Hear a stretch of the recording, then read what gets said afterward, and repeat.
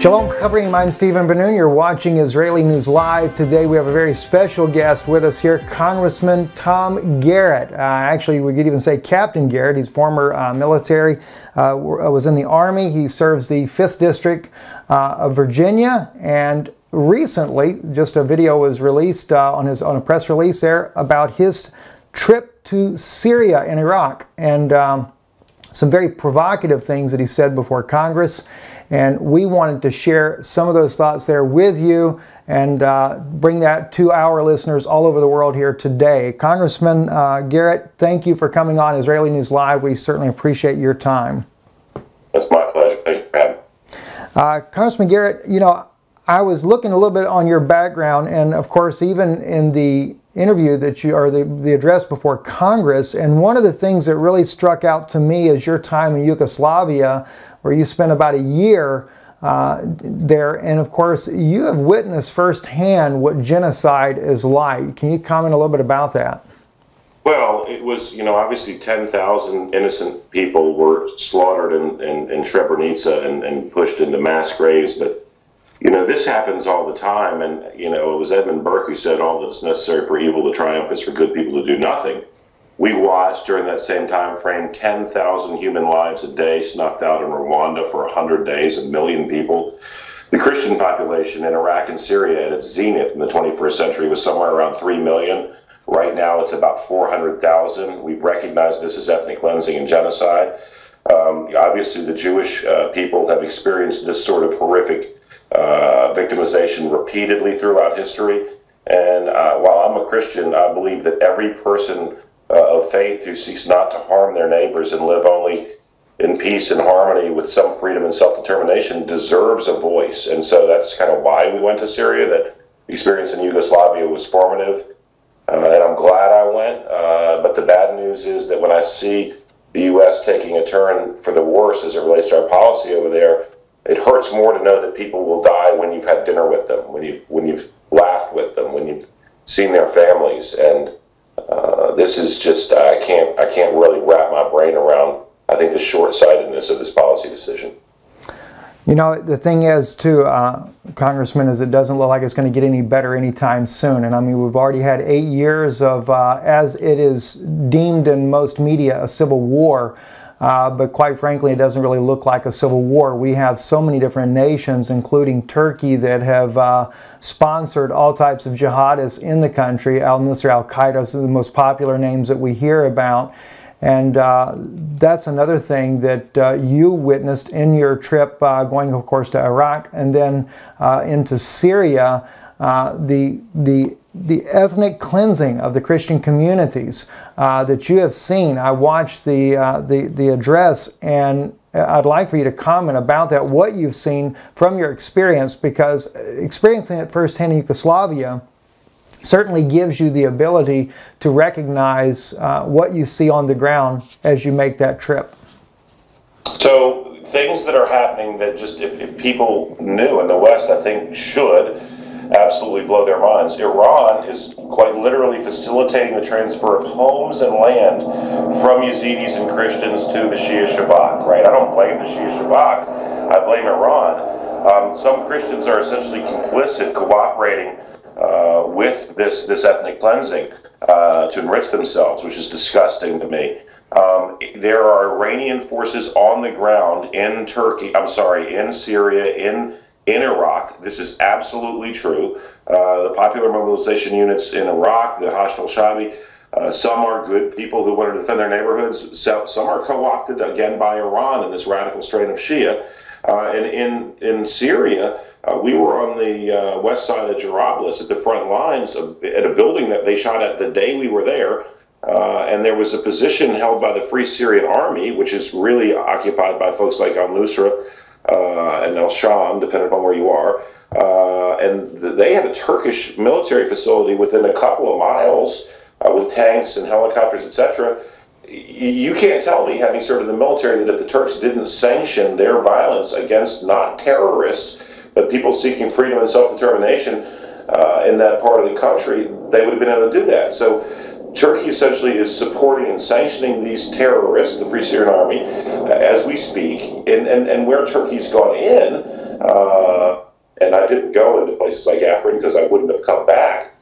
But we have photos of the police, which Westerners think of as one thing, but it's really a paramilitary organization, essentially shouting Heil Erdogan, right? I mean, on video, this is frightfully reminiscent of horrific past memories. They fly the Turkish flag over the town halls. They fly the Turkish flag over the schools, over the hospitals. The hospital in Afrin had on its sign prior to the Turkish occupation indications that it was a hospital in Arabic and Kurdish. They're now in Turkish and Arabic. And this is a story that needs to be told, right? Israel gave back the Sinai. Turkey has no intentions, when they're changing the school curriculum to Turkish, I think, of relinquishing Albab, of Jarablus, of Afrin. And Erdogan has said as recently as yesterday that they will go into Mimich at any moment, his words, and cleanse, right? Words matter, the area of the Kurds. And you know, the thing about the Syrian Democratic Council is, yes, Kurds have taken a leadership role in many instances. It's not a Kurdish experiment. It's a human experiment. There are Arabs, there are Christians, there are Yazidis, Circassians, there are Kurds, certainly. But this is a Turkish lie that somehow this is Turkey versus Kurds. This is Turkey versus humans. You know, you bring up Afrin and what happened there, and you know, it's really a tragedy, especially for the Kurds, the things that have been taking place. You know, at one time the U.S. had stood with them, then the Russians began to stand with them, but when Erdogan had given the order to go in to take Afrin, the Russians just pull out and just totally abandon them, and it seems to happen over and over and over again. The best fighting force on the ground, and this has been spoken by President Putin, it's been spoken by President Trump, and others, have always been the Kurds. And yet every time when it comes to Turkey, we keep seeing that both the United States and Russia as well always seem to cave in to the demands of Erdogan. And can you comment on that? That's just disturbing. Well, the same day that we announced we were going to withdraw our support for the freedom-seeking people in northeastern Syria, we announced that we were engaging in a $3.5 billion arms deal with Erdogan to sell Patriot missiles, on top of the F-35s that we sold him. Now, to put this in context, last week, Turkish aircraft bombed Sinjar in the sovereign nation of Iraq. Now, if Sinjar sounds familiar, that's the place where thousands upon thousands of Christians and Yazidis were massacred. I met one young woman who was sold as a sex slave, essentially 26 times by her best count, traded for cigarettes or a handgun. And so the Turks are bombing a sovereign nation in Iraq. We don't even bat an eyelash. And the Kurds have been the only... Now, look, let's put history in context. In 1915, Kurds helped massacre Christians at the behest of the Ottoman Turks. But the only people who circled around on the end of a plane to defend Christians and stand shoulder to shoulder with Christian minorities in northeast Syria this time around were the Kurds. So here's a minority among a minority, right? Because while they might be the majority in some regions, they're a majority in the area, who understands that tolerance and pluralism is the route to sustainable, hopeful future. And, you know, how many times have we betrayed Kurds in one country or another, Iran, Iraq, Syria, Turkey, in my lifetime? I can count 6 major instances. And I believe that as a human being, you know, we're similar to a geopolitical actor. Our word determines whether we keep it, determines who will deal with us how. So we lose this face. Let me give you an anecdotal story. I know people who've gone through the Special Forces Q course, and what Special Forces in the United States Army do is primarily sort of help to get local national support in the United States in our endeavors. Half that course is trying to convince people that we're not going to abandon them. It's learning how to convince people that we won't treat them like we treated the Hmong, like we treated people in Laos at the end of Vietnam, like we treated the Kurds again and again. There's a reason for that, and that costs American lives on the battlefield, but it will cost American lives at home. It will cost lives in Europe. It will definitively cost lives in Israel if the Iranians are allowed to complete their land bridge to Lebanon to support their Hezbollah subcomponent that's already murdering people. So, you know, we got to start worrying about the small things, how we deal with people who treat their citizens poorly, and the big things will take care of themselves. You know, and I agree with you on this, Congressman. The Yazdis.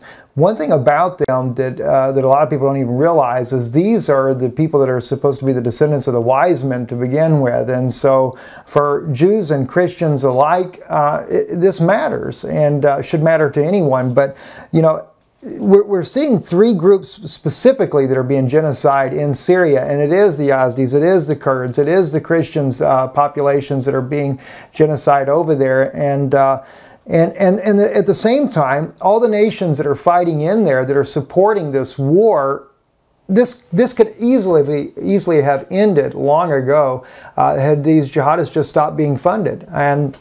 And at this point right now, I'm afraid Turkey is not going to back down. They're not going to back out. And that's just really a problem. And of course, Iran inside of Syria is definitely not good.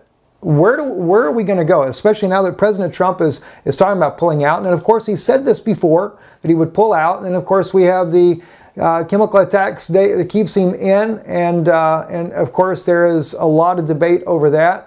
Aaron Erdem, who was the Turkish parliament member that brought before the Turkish government that 2013 was actually a chemical attack that was alleged to be carried out by the al-Nusra ISIS militants carrying the sarin gas through his borders, was probably the most convincing evidence that I ever saw that it wasn't actually Assad that gassed his own people in 2013. But where are we going to go? If we pull out now, and I've always been kind of like split on that issue, but if the United States pulls out, the Kurds are sitting ducks. Sure, and again, I mean, how you interact with people defines who you are. This can be solved without an escalation in military force. The first thing you do is you make a statement to the world that we recognize the right of individuals within Syria and north and eastern Syria specifically to be self-administrating. Not that they're a separate country, that they're a self-administrating subcomponent of a broken but greater Syria. We say we're sticking around. We establish a no-fly zone over Iraq and north and eastern Syria to stop the violence perpetrated not just by Turkey, but also by the regime, right? We know that Assad bombed the Christians in the Kabul River Valley. There's no doubt about that. And then said he's the protector of Christians. So take that one for what it's worth. So you recognize their right to exist and have self-determination. You establish a no-fly zone. Then you give an ultimatum to Turkey. You can get out of Syria or you can get out of NATO. And these things, you absolutely cancel pending withdrawal, the sale of F-35s and Patriot missiles. You tell Iran that while we are there to fight ISIS, that if we find Iranian radical components on the ground, we'll engage targets of opportunity. Yes, I speak the language.